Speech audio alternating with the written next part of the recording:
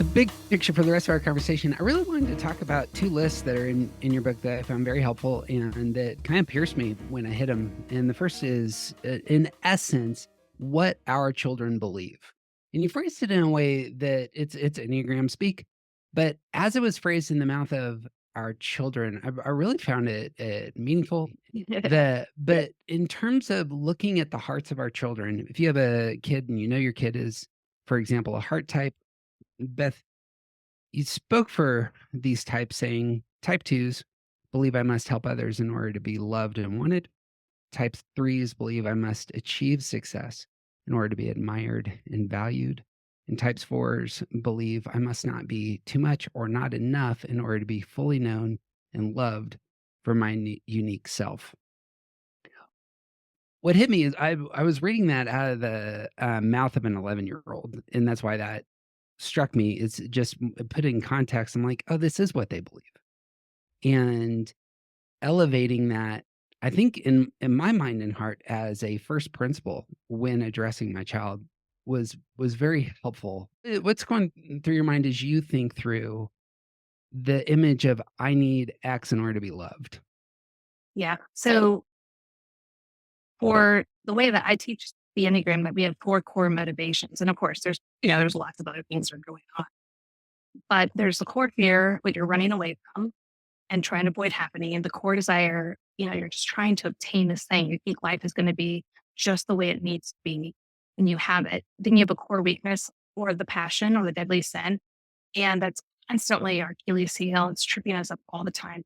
And we have a core longing. This is a message our heart longs to hear and experience. And that's really the point that I'm kind of getting at with those is we all have a core longing and we're using all sorts of strategies in our life to actually hear it and experience it in some form or fashion.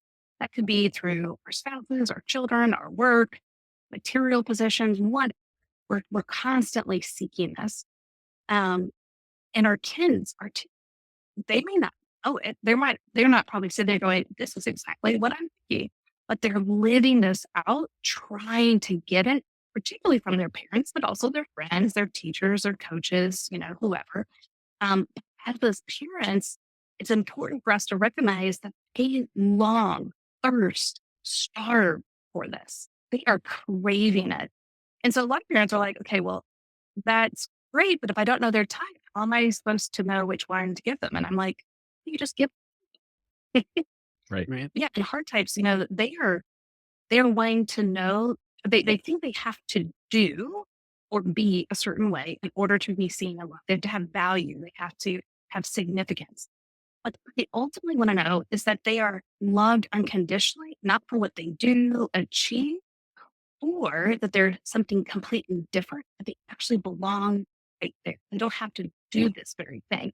It's like even for fours, they're probably like, I don't want to do anything. And I'm like, well, yeah, you want to be unique. You want to do something different. You want to set yourself apart. But ultimately, you want to know that you're fully understood and seen for exactly who you are, that you belong. They're always feeling that they don't belong. That was especially with their families. They feel like, why am I so different? Why can't they understand me? They want to be seen and they just don't feel like they can. And so they'll try in a lot of ways to be seen, to know that, okay, I do belong. Every attempt, they feel like they fall short. Therefore, something wrong with me. There's something missing. There's something defective. I can't get this feeling that I crave. Students, they're constantly trying to observe and feel what's going on to know, okay, there's the need. I'm going to move in with confidence and help. Because if I do, I'm going to be seen as selfless, not selfish. And therefore, I'm going to be appreciated and like, hey, it's like, oh, you're so. And then, of course, 3, they're thinking, well, there's all of these standards and these achievements. That if I just do these things, then we'll be seen and valued. When actually, they just want to be themselves and valued, right? And so, for us parents to recognize where they might be craving love and attention, it's going to be really important to impart that to them. Now, I'm not a 2, 3, and a 4. But I can guarantee you, I want to hear each of those messages. Like, there's not one of those messages that I'm like, as a nine going, I don't want to hear that. So that's why, and we'll go into the other ones. That's why I say, you don't know your kid's type because we're not old enough to fully identify which type they are. And over time, just keep saying all nine of them in various forms and fashion. And one of them, which is their main one, is going to land on them. And as you know, we use all nine types to varying degrees. So all nine of them are going to feel good to some form. The idea that our kids have, or some of us have kids who have strategies, just knowing that at their core, in terms of connection with you, they probably have a strategy of how I'm going to be seen. And I assume you've had a lot of experience with this since you have a daughter who's a two.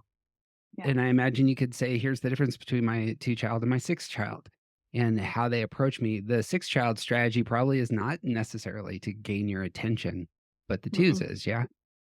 Yeah. Like, and what was so interesting is so me being more of a, now I have a little bit more zest, space going on.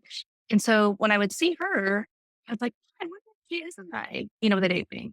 Sure. Well, when she became, well, she became a two, but when she understood that she was a two, I was like, wow, really? And what I realized was, oh, well, of course, twos love to be like, quote unquote, the teacher's pet because they want to know like they're going to be loved. And so they do in their own sense morph so that they're not pushed aside. And so my daughter was really kind of trying to learn how to be closer to me to get that nurturance and support and to in a way that I would be like, "Oh, great, right? But the type nine is going to say, oh, that's been great for different things than a type eight. And so she was learning that strategy with me. But then when she became a two, what she realized she was a two, man, all of a sudden I'm like, oh wow, we are different because you are perfectly fine with conflict. You're perfectly fine with asserting yourself and saying what needs to be said and being in for someone. But she just didn't show one of those qualities when she was younger. And that's again why I implore parents to please don't take your kids early. Yeah. So many parents, they hey, you might know the Enneagram really well, but just like the can of paint, when you start to mix it, you're gonna see lots of different colors coming forth.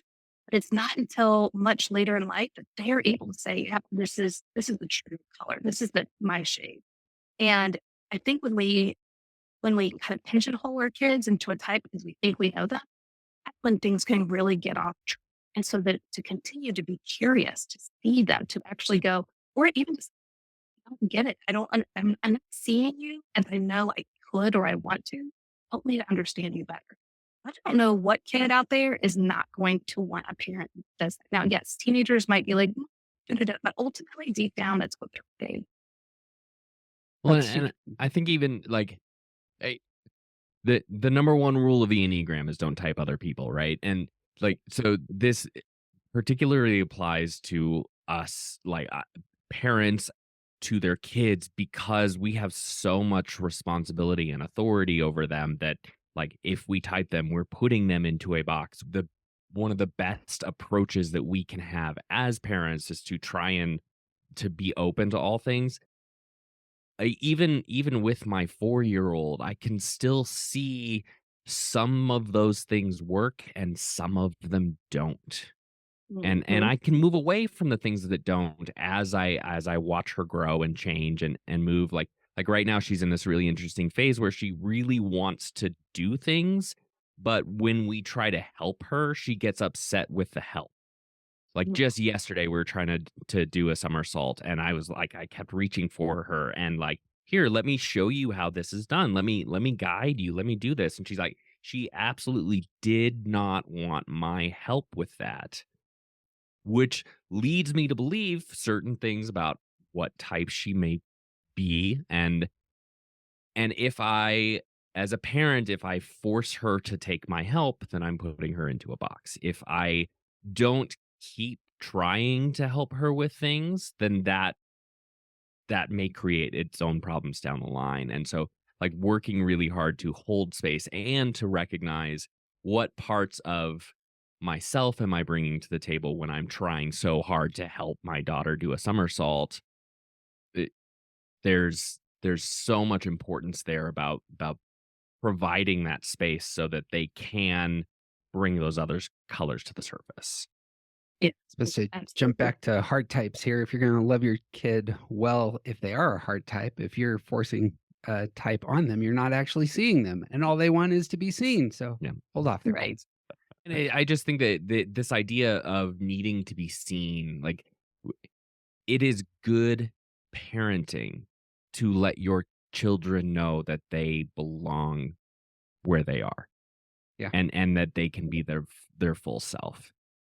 For 2s, 3s, and 4s, this is going to be particularly impactful, but it's really good for the rest of them too. good word. I want to build on that and move to the head triad. Again, thought your statements about five, sixes, and sevens really spot on.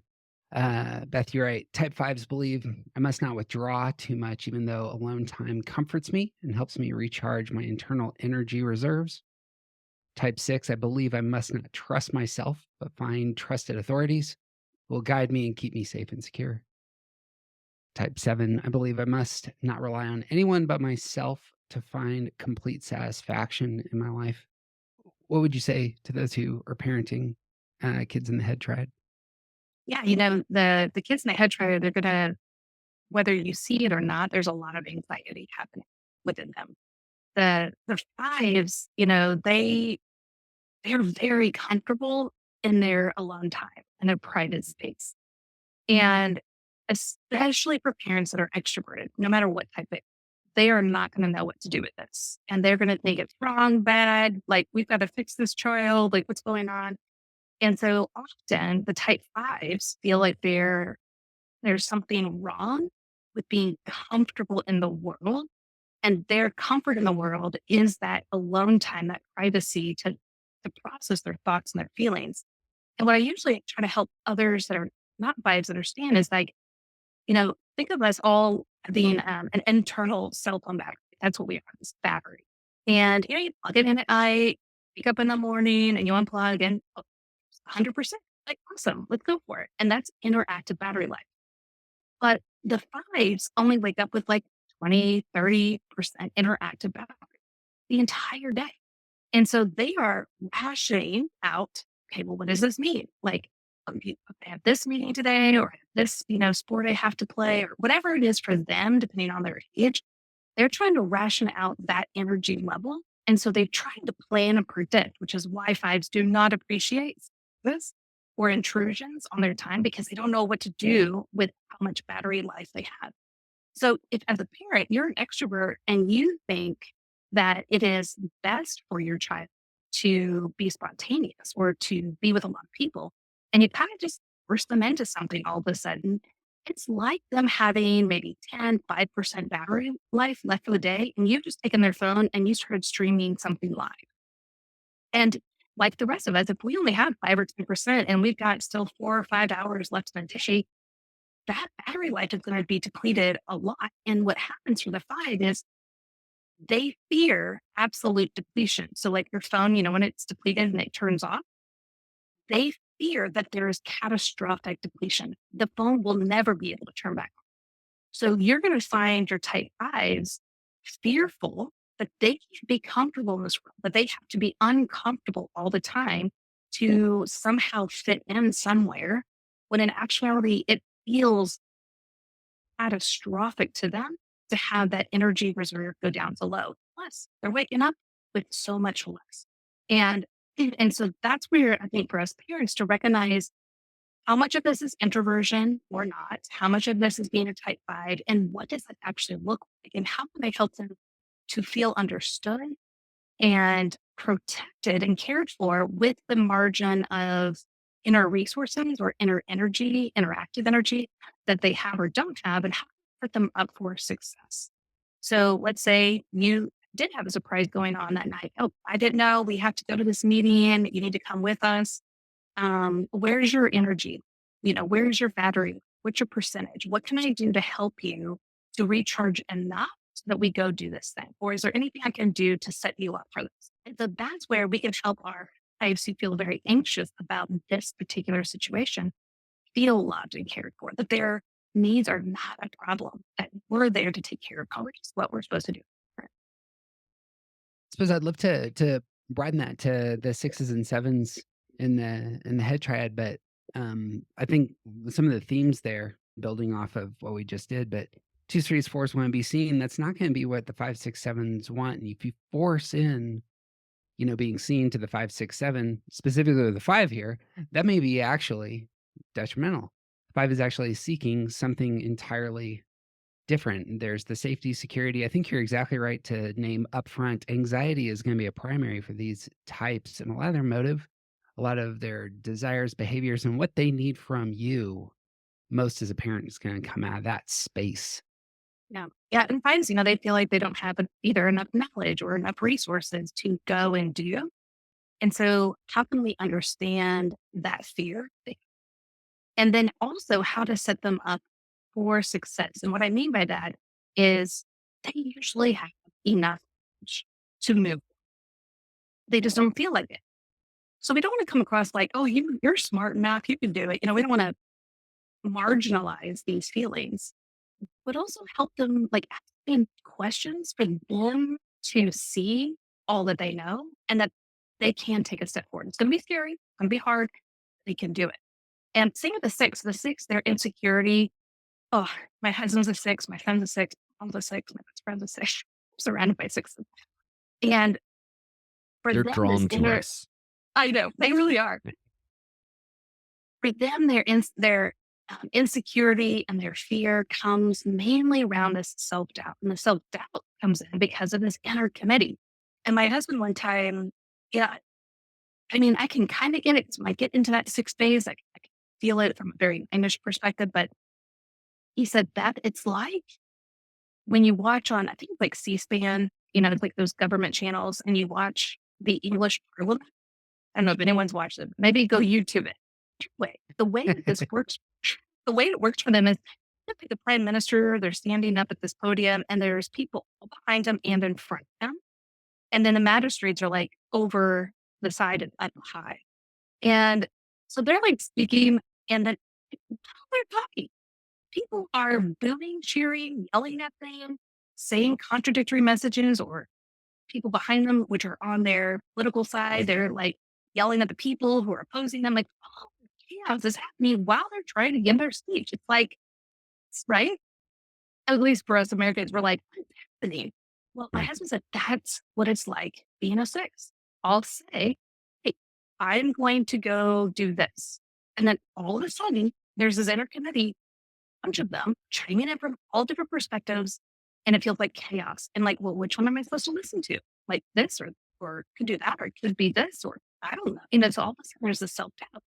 And so there's this anxiety and this feeling that they need to look outside themselves for someone that they can trust and that will guide them. And so, what parents will often find with their kids is this uh, fearfulness, this anxiety, this self doubt, asking lots and lots of questions. And for some types, it's going to be really annoying. Like the type B's are like, come on, like just make a decision, let's go. And if you don't understand why that's happening, you're not setting them up to then actually do what's the healthy thing for the six, which is to say, hey, I know that you're having a lot of competing thoughts, but I want to know, what is your gut hit? Like, what do you think you need to do? Because sixes are so discerning and insightful, but they doubt it because of this inner committee. And so, as a parent, what would it look like to keep helping to draw out this inner knowing that they have, but they keep pushing aside as, oh, I don't know, I better figure something else out. So to set them up to actually listen to themselves and to take that courageous step forward would be so impactful for the sixes. And then the sevens, my dad's a seven, and a lot of people that aren't familiar with sevens, as in like a deeper level, they're like, hey, they're not scared, they're not anxiety. And I'm like, no, they're really afraid. They have so much fear of being trapped in emotional pain, boredom, uh, conflict even. So, some sevens, they think they're nine, which, very different. But they don't want to be stuck in anything too negative, pessimistic. And so they're to the next thing all the time. The next stimulation, the next fun, to not feel trapped and limited is so important to them. As a parent, that is the rest of our lives, right? like, especially as adults, like, we have a lot of limitations. There's a lot of things that we have to face. There's a lot of emotional pain that we have to go through. And I think Inside Out does such a magical job on this, and how at the very end of the show, Joy is able to see that the beauty of life is not just joy, the happiness feeling, but it is the embracing of all of it and working through all of it in a community. And so when as a parent, we can help them to understand that anxiety and that fear and where it's coming from and their strategies to avoid, to escape, to move to the next better, quote, quote, better thing, to help them to walk through all of it and to embrace it, to savor it, to see the blessings that are there. That is setting up our kids for the best. And so they want to know that they can walk through with recognizing their anxiety, but knowing what to do with that anxiety. I think a lot about I am an employer and I own a coffee shop, so I have 20 something employees and just, cultural milieu. There's a lot of anxiety in the air. And some of the criticism leveled at my generation and younger people dealing with anxiety is that, like, that a lot of these kids were never taught how to just get through it. How to just deal with anxiety. Like, everyone has anxiety, just go to work anyway. And in and amongst a lot of the really good and valuable conversations that we're having about mental health and dealing with anxiety and all of this stuff, like, as a parent, it is so easy to want to just undo the anxiety, to like put soft edges on everything so that kids don't have to deal with anxiety. But realistically, like, when we're talking about head triad types, like, if our kid is a 5 or 6 or a 7, and we do that. We put down bubble wrap and we, like, cover all the walls and, like, make sure that they don't ever have to face their anxiety. Then when they become adults, they won't know how to do it. They won't Mhm. know how to deal with the anxiety that they naturally have and probably will for the rest of their lives.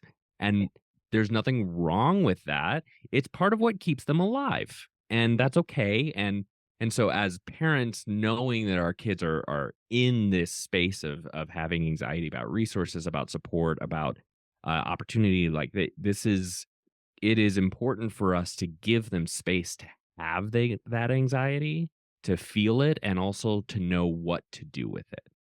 And like, that's a lot of what you're talking about. Like, my daughter is has recently become afraid of going toward dark spaces.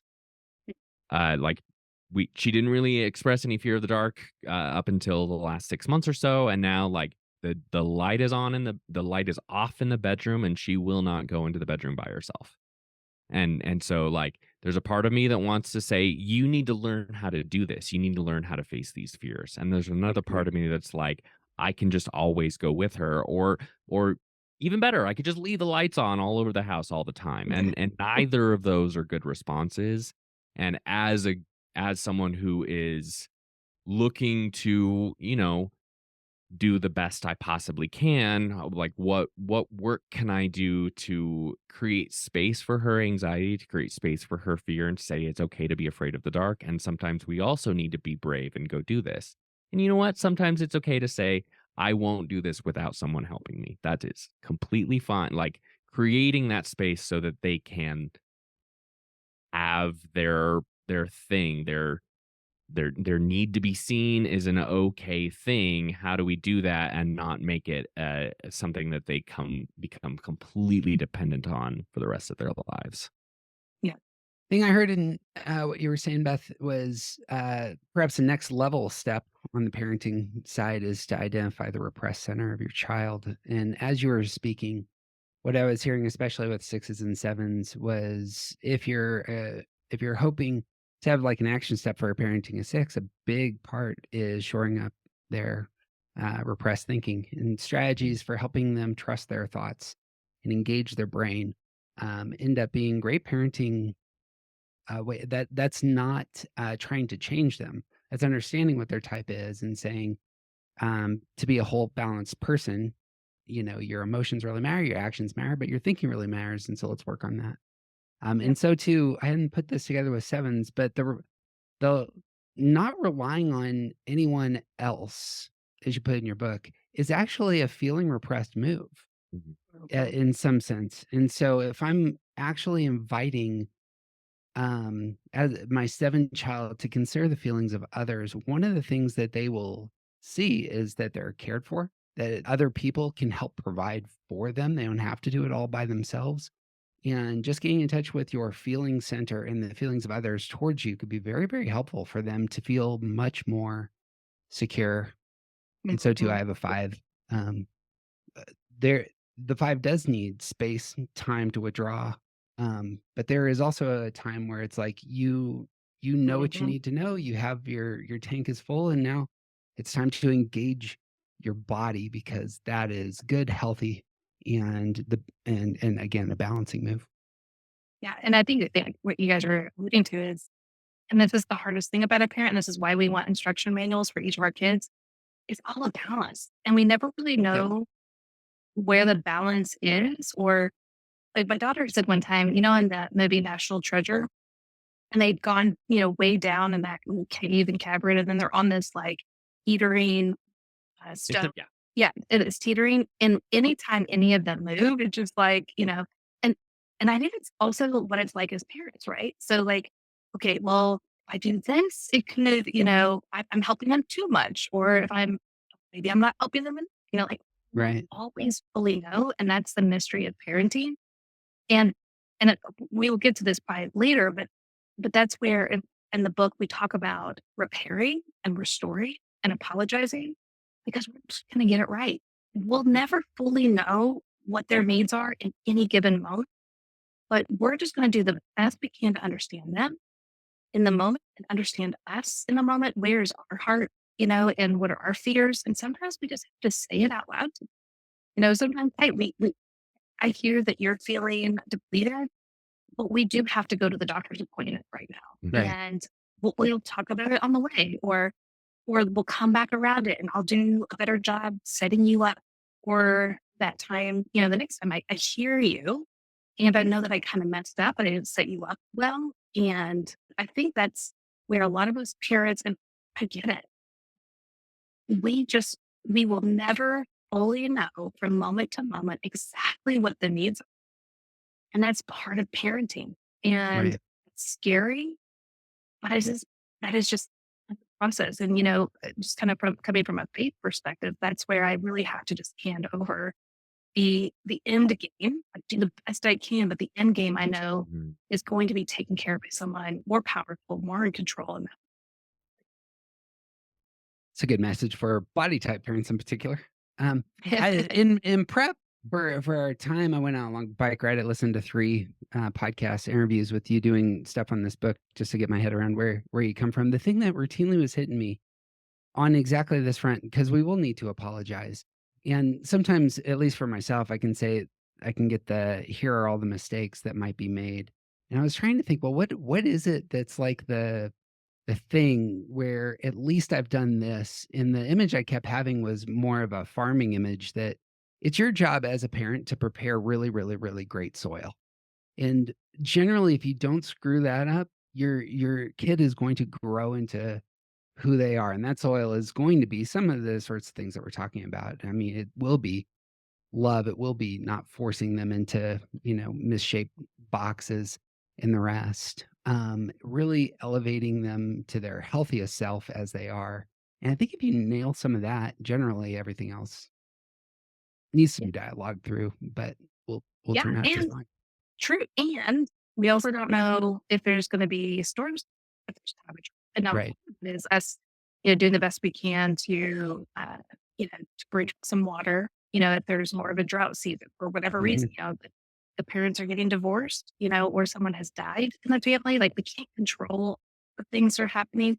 Like, with my son, he's a type 6, and his 8th grade teacher was not a healthy person, Mm. and he was really kind of marginalizing certain kids. And being a type 6, my son was like, and it was just really kind of rocking his world. And he got in trouble for, wanting to stand up to the teacher and, go about it in a way that wasn't ultimately the right thing to do, but he was really trying to advocate and be the guardian for his friends.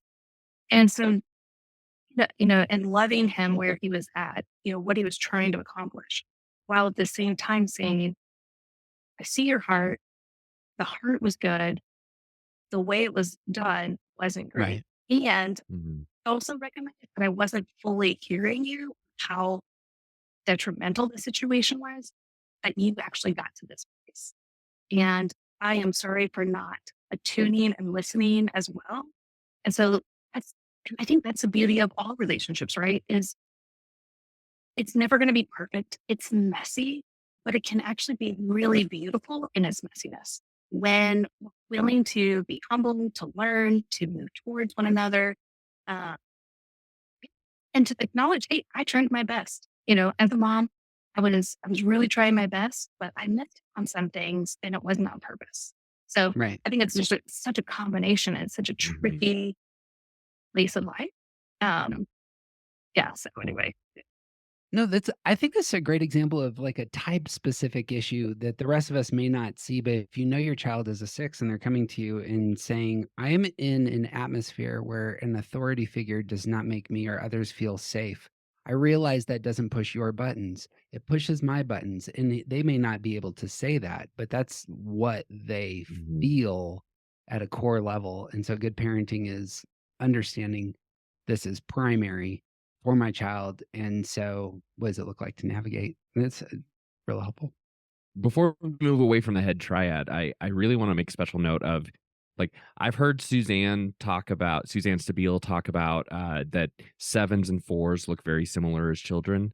And for a lot of us, like that sounds insane a little bit, And your categorization of the underlying anxiety with five, sixes, and sevens.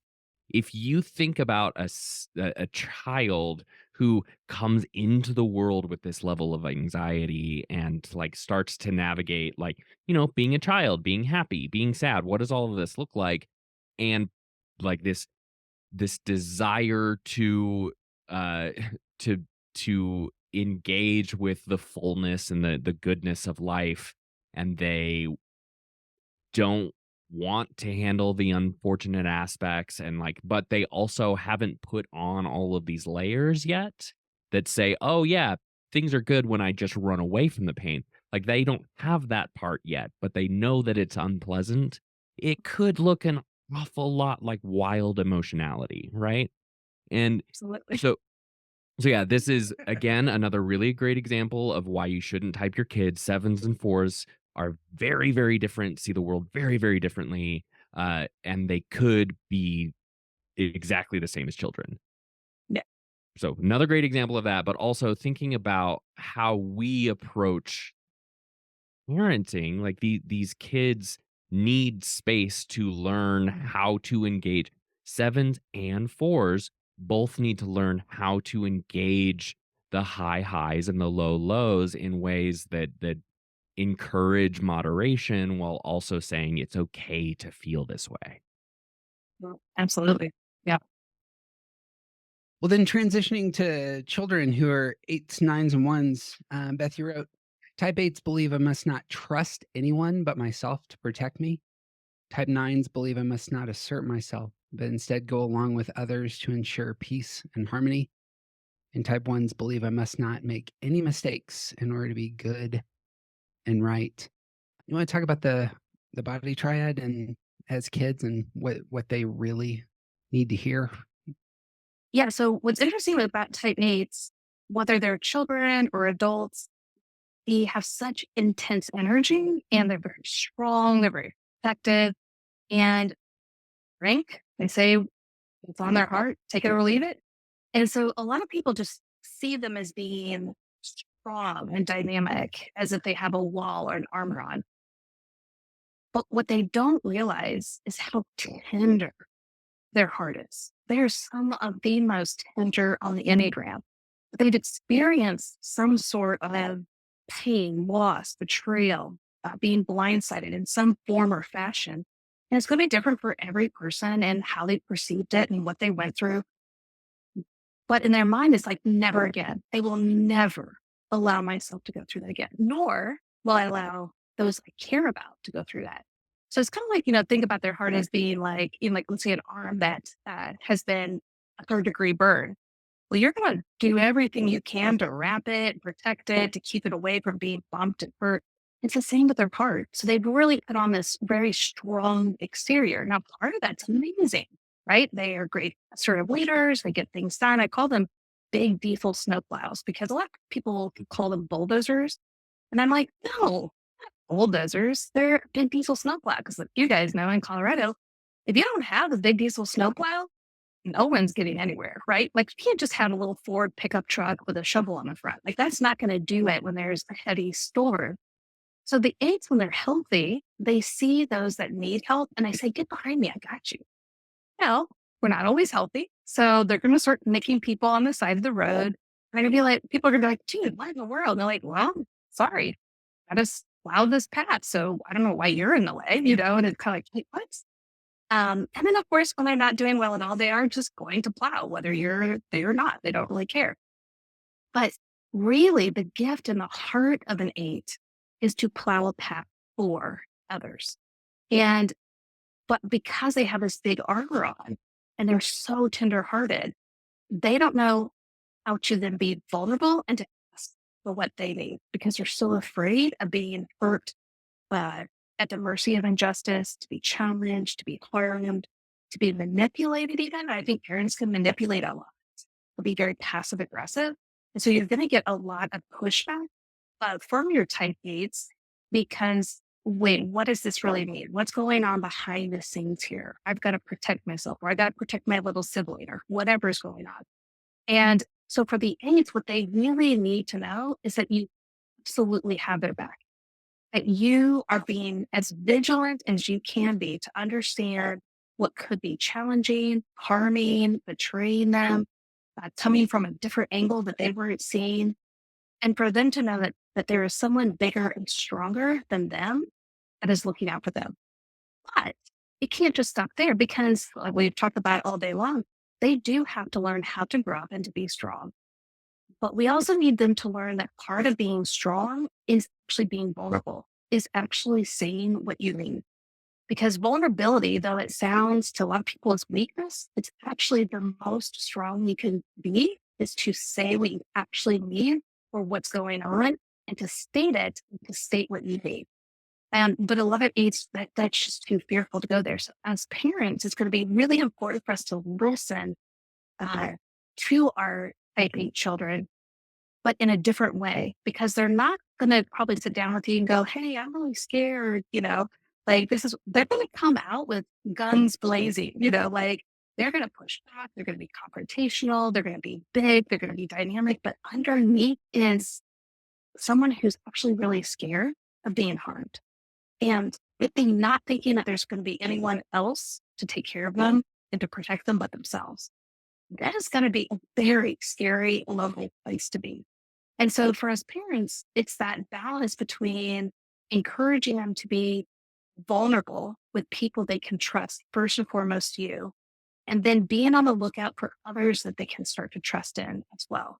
And that's going to take time. But hopefully, over the course of years, they will find people that they can trust that do have their back as well. That's not going to be everyone, as we all know. Sometimes we trust in someone and we do get blindsided. But I think as parents, recognizing what's going to catch them off guard and to be there to protect them the best we can is going to be invaluable for our type A's. You guys have anything about that? I'd love to double down real quick again on the repressed center, but the image of getting eights into their own feelings can be incredibly tricky. There's a huge obstacle for parents of eights that getting a eight to communicate where they feel vulnerable and what they need is a nearly impossible task at times because eights don't want to have needs. That's part of the ways that they establish control is by entering atmospheres where they feel like they're in control. And part of being in control is I don't need anything from you. Yeah. And so that can be quite tricky for the parent. But just understanding, as you were saying, understanding that behind the spiky exterior is a vulnerable personality is incredibly helpful for the initial engaging I and think moving. one way, excuse me, one way a parent can do that is by like taking the child, depending on the age, to be around younger children that, Mm. let's say, they don't have already a mindset against, because maybe like your siblings or whatever, kind of just depends on who the younger person is. But to be around like to younger children, babies, or even around Yep. animals, especially younger animals, because you can talk to your type 8 about how vulnerable those small people or small animals are. And is it okay that they have those needs? Is there something wrong with them? Are they bad? Are they, they being weak? And help them to change their mindset from this false narrative in their mind that they have to be strong when they're only 8 years old Mhm. Right. to, oh no, like it's actually okay, to have needs and to voice them and to receive that help as well. I think it's good for them to see because we want to draw out the innocence of them. That's Mhm. going to be the beautiful side of them, but they're not going to be able to see that until they see it somewhere else. They're so incredible with children and animals. It's just remarkable to watch their heart come alive. I'd love to build on that just for 2 seconds. I think that's spot on, especially for those of us who have aides who have withdrawn and are kind of Mhm. living in that space, finding atmospheres where they can exhibit their strength on behalf of others. And you even see this into adulthood. I mean, I have countless friends who are aides who are nurses or elementary school teachers. And maybe those are just the kind of people that I hang with. But notice they can use their strength on behalf of those who are in bad shape. Or in my head is the gym teacher who's the eight who Yeah. really loves to see that 7-year-old be able to climb the rope and just as Mhm. and like you have what it takes kid, is Mhm. on their mind. So Yeah. yeah, that's huge. Yeah, I was particularly thinking about like eights in comparison to heart types. There's a lot about what you were saying about like how to sort of like handle and grow and move with an eight child as they're growing and learning, and so much of it has to do with other people. It's about how they are protecting themselves against other people, how they are watching out for other people with younger siblings or pets or like all. There's so much about this that has to do with those relationships, and it's very different from the type of needs that a heart type has, but it still may look like there may be a lot of similarities there, and I'm thinking about like how valuable it is to an eight child who's learning and growing to in a way sort of force them to be in spaces where they are reading other people in and learning how to do that. It's not necessarily that they are going to become more like a heart type, but giving them spaces where they have to learn how to engage with that part of themselves. Like Jeff said, the Mhm. repressed center, like this is so important, and you can see it. You can see the ways that that is something that innate needs, and it's similar but very different from Yeah. the heart types. One, I mean, leaning, I think, both into the nine wing, the Mhm. characters of the nine wing being very empathetic and drawn to others, giving others the space to shine. Then also moving towards the two, and like you said, that the heart space and championing others, I think is, and being there as a help. And that's where, like that snowplow mentality is so fun because you want to be able to see that there are these cars that are stuck. And you're like, hey, I got you. Just hold on. Let me go. Let me do what I am built to do on your behalf. And I just think that's just such a fun and powerful way to see the tenderness of an eight. That has strength, right? It's like a boat. I say this all the time on just to build on that is the best places of connection between me and my child is when my child helps me. But I'm a very competent, action-oriented person, and so that requires a lot of self-awareness for me to pull everything back and try to even manufacture spaces where help can be offered, which, by the way, doesn't happen most of the time. "Can you help me with this?" "Nope." Yes. Gonna go do their own thing. Yeah. Speaking of nines, though, Yeah. the you had already shared the story of selling. What did you call them? The pocket notebooks. Yeah, they were like these little address notebooks Address for drug books. Yeah. drug rep. You want to speak to nines on what they need from their folks? Yeah, yeah, the youngest of age, we are hyper aware of everything that's going on around us. We are sponges. We're absorbing energy. Um, are things okay? Is there tension? Is there conflict? Are people happy? Are they sad? Like, what is going on? And we're feeling it all throughout our body. And it can be a lot. In fact, we get overwhelmed and overstimulated easily. And so for the nine, a lot of times we will shut down, we'll disassociate, we'll numb out, we'll disengage, we'll withdraw, we'll isolate just to get a sense of what is peace, so to speak. Um, and especially if there's conflict in the home, which, most families have some sort of tension and conflict and siblings and stuff. And so, well, where do I go to find that peace? And I know for a lot of nines, that is being by themselves, isolation, withdrawal. Um, like when you think about it, it's kind of the opposite of what the nine wants, right? We want connection. And yet we're willing to forego what we're built for because we're so afraid of the tension and the conflict that's going on. And so when you see a nine assert themselves, they say their opinions, they tell people what to do, they go out and they try something. That is just such a perfect and beautiful time to acknowledge what they're doing, but also just encourage them to keep going. Now, that doesn't mean it has to be keep going the same manner. Like you guys were saying, like, well, maybe selling these little books, my neighborhood was the best thing, but maybe setting up a Kool-Aid stand or, something that was like, hey, I see you. Because, what I did like later on, I think that was when I was like 5, but then when I was like 12, this was back in 1986, so you'd have to know the era. But there were like these little barrettes and these ribbons that you would make these little bows on these barrettes, and you would use hot glue guns. And I was like, I could do that, and I could sell them at my hairdresser's place, like a few bucks. Like this would be great. And my mom shut it down again. Like everything, all this little entrepreneur heart that I had, it just kept getting shot down. Where I was like, I guess I'll just fall in line, and I'm just going to and then I ended up just kind of following my husband around, which that's not what he wanted. In fact, when we started Your Enneagram Coach, he he wanted to name it Beth McCord and Company, doing business as Your Enneagram Coach, and that's what the business is called because he wanted me to see the value that I bring that I tend to want to overlook or to hide from. And that's what I'm talking about is because it's not us minds, we're not going to go out there and be arrogant.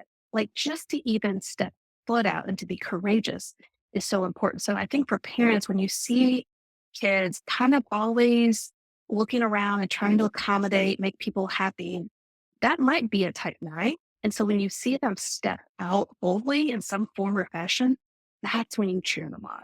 Now, you might have to steer them in a little different way, but encourage their assertiveness, encourage their voice, that their presence that they showed up really matters. And that's going to help the nine to blossom in ways that they didn't feel was vital or important to the world. Would you have anything else to add to that? I was thinking particularly about like body types. We're in these body types now, and the children who are emulating their three parent, like good successful capitalism, that is the goal. The child who is uh trying to sell their good idea, like you're talking about making the barrettes with the hot glue and the ribbons, like that, the rejection there for the nine is not that their idea wasn't worth selling. It's not that that you shouldn't behave this way in front of your neighbors. Part of what you heard, I'm guessing, in your heart was that this thing that I created isn't worth it. Yeah. And therefore, And I am not worth it. yeah. Yeah. And so internalizing these messages, like, you can say the same thing to a 3, Yeah. and what they hear is it wasn't excellent enough. It wasn't like the thing that you made wasn't good enough.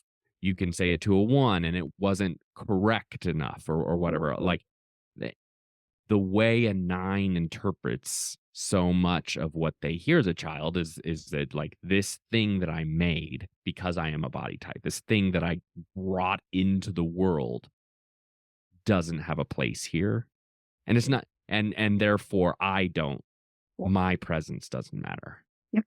And yeah, so like encouraging that, it's really important for a lot of different reasons. And you could be encouraging a 3, you could be encouraging a 9, you could be encouraging a 1. All of these, all of the types bring their own thing when they come to this. And yeah, what I was hearing, whether you were saying it or not, was that, like, the thing that you created was not welcome. And I resonate with that message a lot. And Yeah. The primary message up front that we talked about in terms of essentially the freedom for somebody to discover themselves is what I'm hearing as you're speaking is that's the message that you two in particular really want to hear. And which is a great good.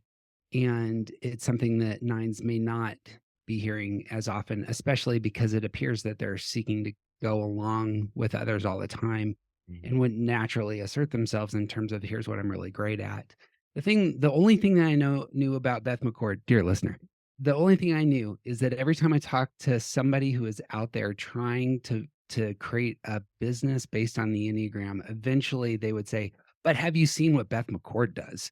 Like, Mm. because there it's slightly more difficult to be a professional Enneagram teacher than it is to be, a lounge singer. It's the number of people I suppose that are doing this well and doing it professionally are very, very small. And yet obviously you have exhibited huge strength, capacity, ability to make that happen. And I'm thinking through my mom, who is a fantastic interior designer and really commanded respect and had to cut people, off. She had to say no to quite a few projects. We have a great friend who's a professional artist who's a 9 who does physical installations. Likewise, very short list of people that she works with.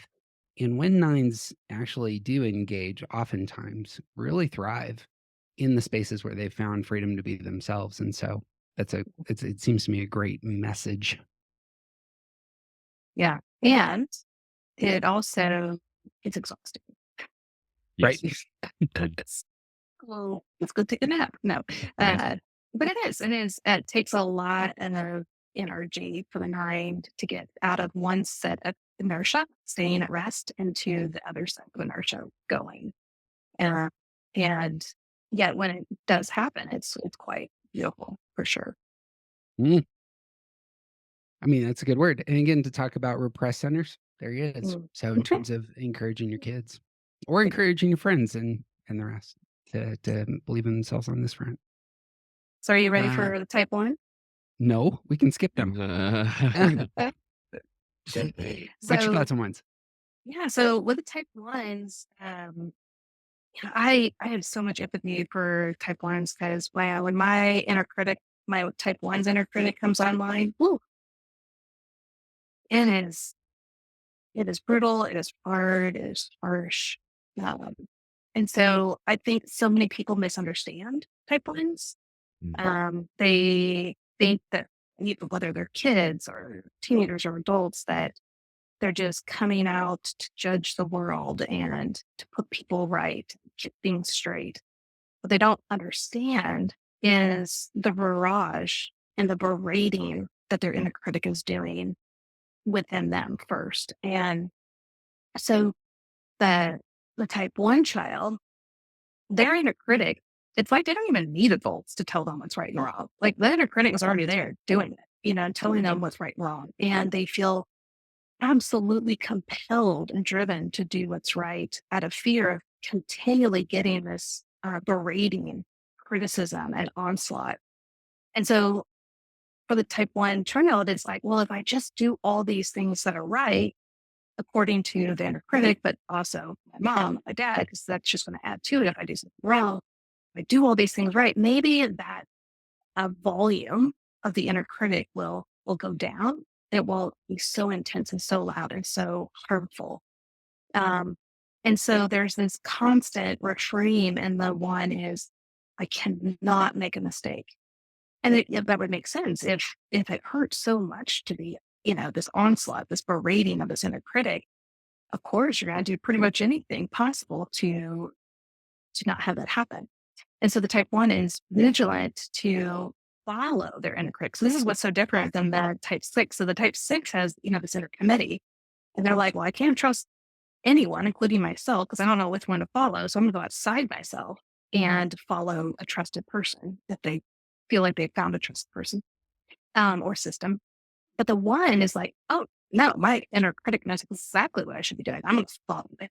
Even if that means I'm not going to follow my parents, because my parents, they might give me some rules that they don't know that the rule needs to go this high, this strong. Like they didn't take it far enough.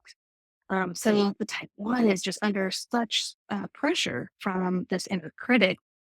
Now, different instinctual subtypes experience the inner critic a little bit differently. And so it can kind of show up and manifest a little bit differently between the self-social and the sexual. But all that being said, it is a very strong presence. And for the type 1 child, there is this great fear of being bad, evil, corruptible, wrong, or those around them are, and to set things straight. Um, and so I think for the parents to recognize that if you've got a child, and it can be tricky because all kids might want to make their bed for different reasons.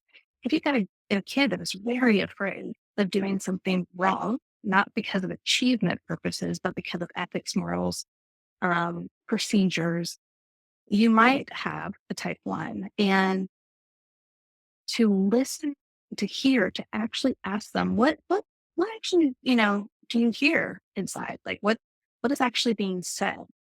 What kind of voice is it? Is it soft? Is it strong? Is it loud? Is it deep? Is it sharp? And obviously this is all age appropriate. So it's going to be different for different ages. But to allow the type 1 to know that they are not bad. They are not wrong for sharing what's going on, and that you want to highlight the best of your ability how incredibly good they are. That their efforts to do the right thing are amazing. That they might make mistakes, and that's just part of life. And almost like I remember, and it is Michael Jordan probably his analogy of how many mistakes he's made, how many shots he's missed, all the things that kind of went wrong, but yet where it took him. I think it's a great example for the type 1s to hear making mistakes is actually to your benefit to learn the next lesson.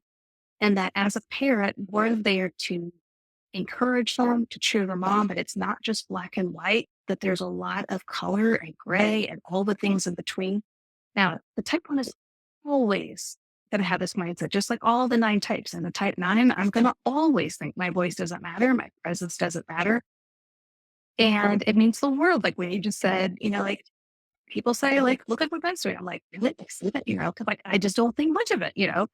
But it's like, okay, so I have that mindset, but it doesn't even have to sit there with it. So the type 1, they're going to have this black and white thinking. They don't have to sit with it. They don't have to believe the inner critic is the right end all voice. So a lot of type 1s think that is their conscious, or the Holy Spirit, God, whatever. And I'm like, well, no, because like, okay, we take it from just even a God perspective. God is loving and kind and gentle and peaceful. Like the inner critic was not doing that. So we want to help the type 1 to see it for what it really is, and that it does have some benefit, that it's not that it's bad, but it has some benefit, but it can also hurt and damage them in a way that gets them off track. And we want to encourage and inspire and help them say good things about themselves to themselves. And I think it's just such a radical thing for type 1s to think about, because it can feel bad or icky or wrong.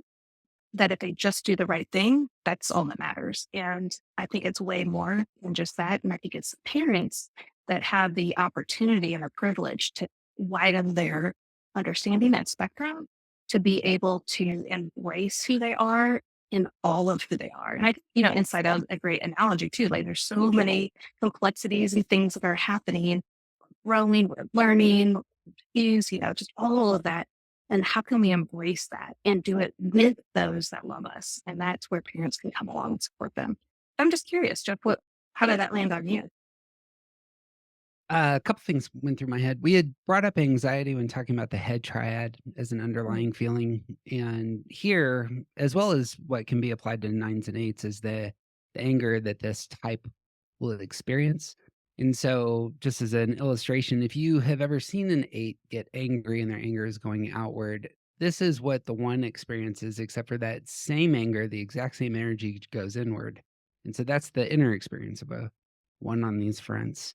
As you were talking, the thing that was going through my mind is as children, I would want to put language to you can't overstate the amount of value that the one thinks is based on their execution and performance. And it's different than threes. Threes right. want your attention for what they're doing, they're going to win it. But the one has, you imagine like a gymnast who's just flawless and they're thinking through every small little move. And if you misstep slightly, you're gonna fall. And that's in essence what's going on, I think, in the inner life of a lot of ones. So as you were speaking, I think this is exactly the right move. Ones who will naturally be hard on themselves, a very helpful question is, what did you learn? Because it takes the mistakes in it and it reframes it. Ones need a lot of reframing in their life, and you'll see them attracted to sevens, nines, and threes all over the place. Mhm. The reframing ability of a parent for the one to take the power away from mistakes and to cast it as something else can be incredibly valuable. Because on their, at their core, ones like twos and sixes really earn what they want most, and that's where 90% of their energy goes is how can I earn the thing that I want? So, what do you see there, teacher? Well, the big thing that I was thinking about a lot through this is that about the unintentional damage that can be done from again putting people into a box, particularly parents putting children into a box. I love that you bring so much pop culture into your conversations about this. Like, I'm really excited to listen to your Ted Lasso episodes, because we're talking about doing Ted Lasso as well, and the coming back to Inside Out again.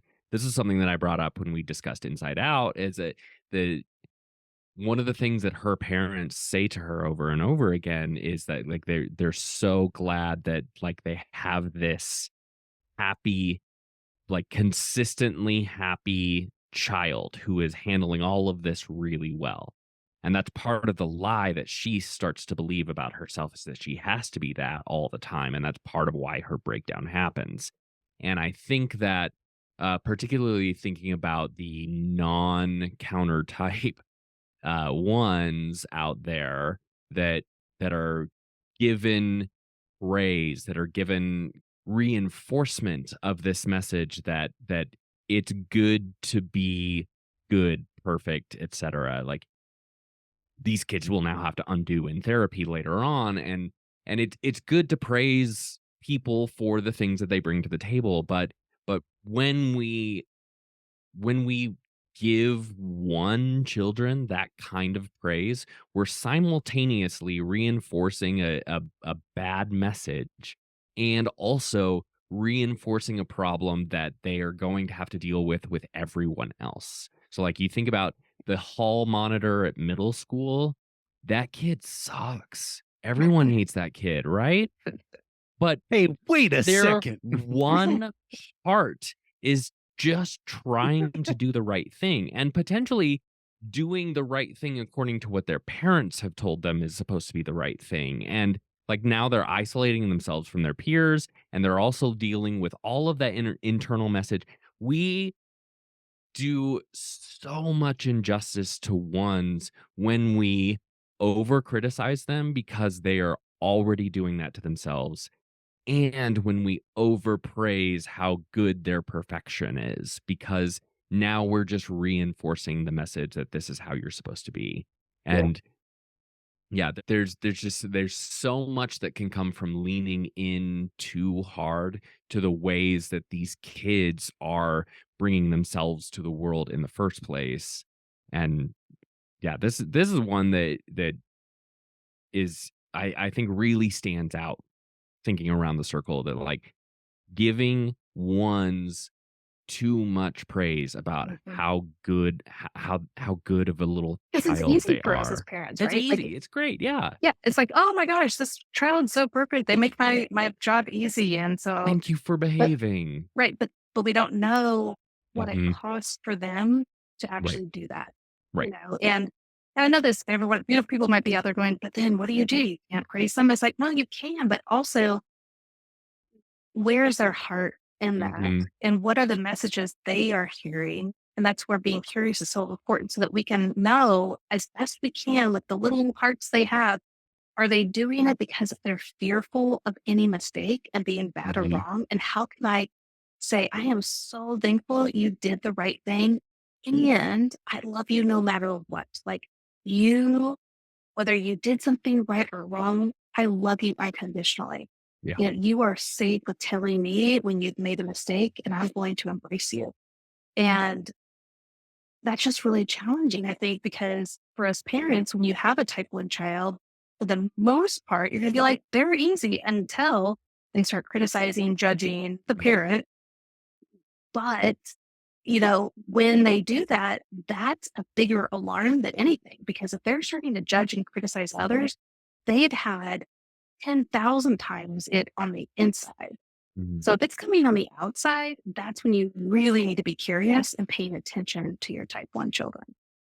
Well, Would you that agree? curiosity is like again, this approach to parenting is a great microcosm of the Enneagram itself. We Yeah. cannot know from behavior what is going on the inside, and so that curiosity toward our children, that like wanting to know, this is a cool thing that you did. Why did you do it this way? Why are you doing this? And engaging with our children, just asking questions like that, like, "Why? Tell me about this. What did you learn from this experience?" That Mhm. is so much more, um, valuable and space creating for, especially for developing minds, than just trying to say, "Yeah, good job on that one thing that you did." Yeah. Jeff, how does that land on you? I'm just curious if you have a story growing up where your inner critic was berating you so much that it started to come outward, and then parents got upset for you basically correcting them or judging them or trying to set things straight or make people do things right. And what would have been helpful for you? Um, well, I come from a broken home, and a lot of just as we're speaking, I was trying to think of how to navigate this element of the conversation, because the thing I need therapy for isn't so much here's where I made mistakes. It's therapy about really being much more gracious and forgiving to the environments that were created for me and when I was young. Because now I'm an adult male. Now I know what it's like to raise kids, and I look back and I can routinely say that decision was awful, and do it with real fire. Yeah. So, I don't know if that gets to the heart of it, but that would be in the moment, this would be the thinking repression. In the moment, that's not at all where the child is. The child's Mm. probably in a different space, you know? I think that um elevating the repressed center here would be real helpful for those parenting ones, and it's Mm. been stated a couple times. Parenting ones means asking lots and lots of questions, lots of Socratic questions that allow the one to get really comfortable thinking about what's going on in their inner life and their outer life, getting a chance to voice their black and white reasoning, and then shown that black and white reasoning isn't always the way to come to the world. and showing counter examples. That can be really helpful. Many ones will have a huge crash because their black and white reasoning falls apart, when they deconstruct. And And what's so cool though is they've got the 9 right next to them, which allows them to see through all 9 types. it's true. They've got the 7 that it's like, that's lots of fun and creativity and color, across the spectrum. The 2 is willing to reach out to the next person. And then the 4 is creative too in their own right, the emotions and the depth. And so when the 1 is able to expand the black and white thinking and what all that the other types that they're connected to can offer, it brings them a sense of um, breadth, like Yeah. wideness, where they can have a color wheel versus just that black and white thinking. Now it's not going to be, one and done, but that's why I love how the Enneagram works. Like, it's so fluid and there's so much that Yep. we can utilize and not just be stuck in our own types thinking. It's a huge thing for us, and I imagine I hear this in your language quite a bit. A huge thing for us in terms of the target of the Enneagram. An Enneagram is a tool. What is it trying to build? And what it's trying to build is a balanced human being. And it's the balance is exposed through the lines, arrows, and the rest. And so I think your Mhm. answer there is spot on in terms of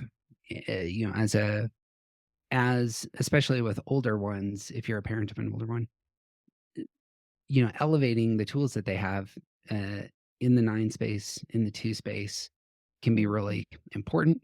Ones are the easiest to see in terms of their orientation at a time because in their security space, they're very future focused, and in their stress move, they're very past oriented, and otherwise they're right now. And so there's the balancing is you can like pull from what you need.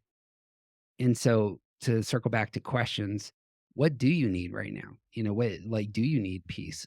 Do you need to get away from improving yourself and extend more care to others? You can lean into the wings in those ways that take all the energy that the one has in the present moment and get them into better Well, spots. I remember Russ Hudson saying that the resentment or the anger that the one has is actually sorrow and grief.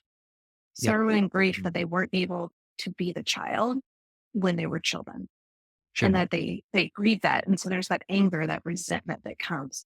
And so, or I think for parents that have type 1 children is to explore what does having spontaneity and fun and excitement in their life. And, I always encourage ones to schedule spontaneity because it's really hard for them just to be spontaneous. So they've got to go on their calendar, and then during that moment, they're like, okay, I don't have it planned, so I got to be spontaneous. But at least I know I can do this moment of spontaneity. Then I feel much more at ease to then be childlike and playful. Like, what do I want to do? Like, oh, maybe I'll go to a movie, or maybe I'll go play pickleball. And to strengthen those muscles for the type 1 children, that spontaneity is fun, being gracious is good, um, taking a walk in nature and seeing that the beauty of nature is not that it's all perfect, it's that it's chaotic in its beauty. And so there's just so many things that I think parents can do to help their type 1 children to not be so rigid, but to find flexibility, spontaneity, and grace and creativity. And maybe this is a good place to wrap because it'll come back to the image of control that we started with. For me, was it grief and sorrow? Grief and Hmm. Mm. Yeah, grief and sorrow. there is underlying all of this is the fact that ones can't control their childhood. And that I would really want to put a special asterisk next to that for 8s, 9s, and 1s in terms when they get retrospective is unlike 2s, 3s, and 4s who are looking for the attention, or 5, 6, 7s who are future focused in terms of their anxiety, the 8s, 9s, and 1s were in the now in terms of how we're receiving the world. And so, for myself, if I do business with the past, a lot of it has to do with, I wish things would have gone differently. But that's about my inability to steer the ship. And Mhm. And that bleeds into this is where it's really unfortunate. It bleeds into relationships. And that's for me, the places of resentment are very relational in nature. I'm normally angry at the world physically, like how I'm feeling the rest. But when I get, but resentment is a specific kind of form of anger that is much more personal. And I suppose I associate that in part with kind of force space because I'm probably moving into some past thinking and meditations and so, anyway, parenting ones I'm sure isn't very easy. I don't have a whole lot of insights on these fronts. Just don't screw up as a parent. You'll be fine. Yeah, Um, exactly. well, No pressure. we No pressure. well, thinking about that and like even thinking particularly about my relationship with you and ones in general. If I am parenting a one child, trying to give them space to see the world with more color in it, more gray, it's not for me. It's for them. Well, And that work, like if I teach my one child how to be more the way that I think they should be, then it's for me. That's for me, not for them. and I And I'm think, not doing good by them as a parent. and I love that because I think to your point, parenting is a call to us in the moment of parenting to somewhat forego ourselves and focus Mhm, on the needs of our children. mhm, But I think what a lot of parents hear that as is I have to forego myself all the time. right. But you cannot give your kid what they need. You do not take care of yourself. And that's energy, spirituality, emotionally, your thought processes, all of it. And because you're going to be activated and triggered by your kids all the time, Yeah. like all the time. And so it's going to take a lot of us to be a non anxious, connected presence in our kids' lives. And we can't be a non anxious presence if we are getting self regulated ourselves. So we have to do a lot of nurturing of ourselves, understanding our story, so that, like, when my kids either say no to me or they don't do what I said as a man, that's like a nuclear button because that feels like they've just said, I don't care what you say, mom, you don't Yeah. matter. Now, for another type, yeah, it might be annoying, but it doesn't do the same as it does for me. So I have to know that about myself and then be able to self regulate and then go, okay, that hurt me. And I can voice that. But in this moment, I need to focus on how do I walk them through what just happened in a way that is a non anxious, connected presence for them. And so that I get to know them better, they get to know themselves better, and then they know the right path to move forward. And then, I might bring in more about my own story, whether it's age appropriate, because my kids know that my constant refrain is my presence doesn't matter, my voice doesn't matter. And there's a story in the book where I talk about that and how they didn't do what I asked one time. And they totally didn't mean to. They were just being teenagers. And they were like, oh, mom, I'm so sorry. Like, you were just totally caught up in playing video games. And then they said, and I was like, my jaw was on the floor. And they were like, I know that us not doing that, you probably feel like your presence doesn't matter, that we don't care what you have to say. And that's just not true. We do love you. We just got caught up in something. And the fact that they were able to verbalize in my heart language, the way I see the world, that they saw me and they saw what pain this could cause me as an individual, just meant the world to me. I was like, oh my goodness. And that just goes to the point of when we get to know our kids and we're curious about them and we're speaking their language, they are going to feel attuned to, cared for, loved, cherished, no matter what personality type they are. And so it first and foremost starts with us knowing ourselves and taking good care of ourselves so that we can actually move into their life without anxiety and trying to force them into being something just for our own sake, for our own ease of mind. Mhm. Yeah, that was one of the big things I wrote down. Like I had this moment of realization that this undercurrent throughout so much of your writing is that as parents, it is most important for us to do this work for ourselves so that we can like we got to put our oxygen mask on before we help our kids. Like that's just a reality of life. This is how it works. But also in that we are modeling how to do Yep. it so that they can do it for themselves. Yeah, exactly. And having adult children that have been raised by an Enneagram, coach, I didn't actually use the terminology of the Enneagram very much when they were younger because that just only makes them go, gosh, the Enneagram again, Right. mom, So you use normal everyday language, but in your mind, how you're using it and Mhm, how you're mhm. trying to get them from point A to point B. Yeah. But then as I got older, I'd help them to understand connecting the dots of the Enneagram. And then describing to them like how I was understanding my own internal world, what the thought processes were, how I was trying to get more self-regulated. And then over the course of time, I was able to see them naturally just mirroring that, but with their own personality types. And that's where it's at. It's not that Yeah. your kid is getting it right or wrong or they're successful or whatever. It's that they are understanding that life is messy Mhm. and that they can walk through the mess with the ability to self-regulate, to not be a reactor, but an actor. So like from being proactive and understanding themselves and taking that into all of their relationships so their relationships can blossom versus them just kind of, bringing out all the guns of their defensive mechanisms.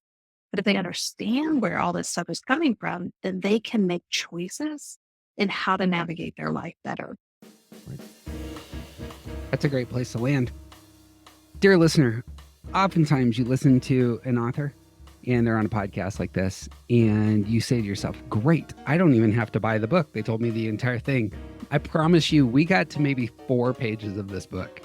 The rest of this book is really a treasure, and most of it is more geared toward not what we were talking about, like how are your kids coming to the world and what do they need? Most of it is asking the question, what do I bring? What are the gifts that I have?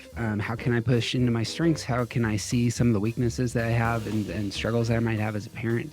And all of that, I can't say it enough. It's very concise. It's very insightful. There's a ton of wisdom there and just a lot to meditate on, especially if you're in a spot where you just need something fresh in terms of the struggles that all parents have. I found it very, very helpful. So that's my take on it. You got anything else to add before we sign out there, TJ? No, you said it all. What you said was perfect. Hey, Perfect. there you go. I will add some links to other podcasts that we did for on the Enneagram and parenting. So those are in the show notes. And obviously, if you have not yet listened to our deep dive into Inside Out, you must go do this immediately, which we did just a month or 2 ago. But she's Beth McCord. Her book is The Enneagram for Moms, and her presence has mattered a ton to TJ and I imagine he can confirm. Oh yeah. I'm so excited to buy this book and you. like have it so that me and my wife can both read it. Please, TJ Wilson. He's officially awesome. I'm Jeff Cook. And who you aren't just isn't interesting.